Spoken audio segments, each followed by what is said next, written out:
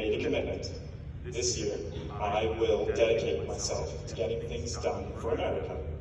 I resolve to make our people safer, smarter, and healthier, and to become a better person as a result.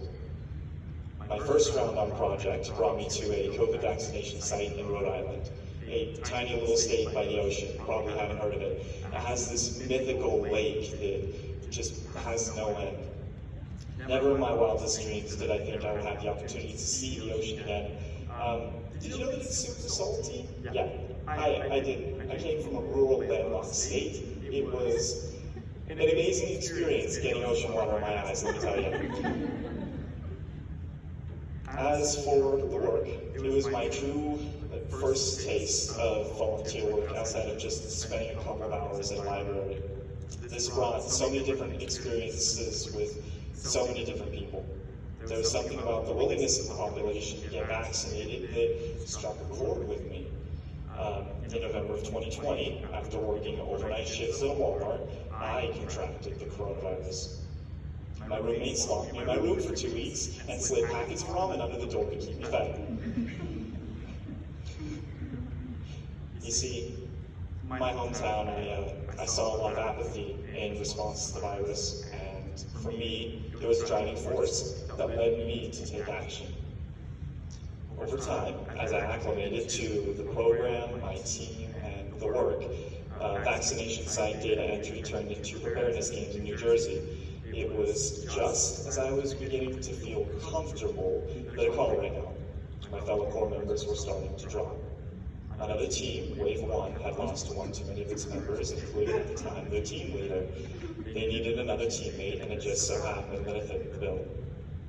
Knowing my previous team was as active and capable, I volunteered to move, a difficult decision that spurned conflict. It took me quite a while to integrate into the fabric of an already established Wave team, and I was only able to do so after finding common ground with the various members, turning acquaintances into friends. Nevertheless, I had to learn to trust myself and in my own agency. It was at the beginning of the third round that my skills were truly put to the test. As we were transitioning back to campus, we were being chased by a hurricane. As I had marched further and further inland, it caused devastation not seen in years. It destroyed multiple towns off the coast, it displaced thousands, and it cut power to millions. Throughout the program, I took advantage of the structure that it had provided and used it to become more organized, more focused, more disciplined. I relied on those skills as I assisted the IMAC Blue team during Mississippi's emergency response, and again, as I worked in recovery for the long-term recovery of Louisiana. After months of training and then months of long weeks at disaster deployment, I persevered. I learned methods to become more resilient. And now I stand before you, once sheltered person made whole with a renewed sense of purpose, and now a skill set to match. I may be haunted by specters of the past, but no longer am I powerless. I've been given the opportunity to learn, to grow, and to effect the change that I wish to see in the world. While I was an Americorps member, I learned to follow through with my commitments. While I was an Americorps member, I got things done. And now, as a member of the Federal Emergency Management Agency, I will carry this commitment with me this year and beyond.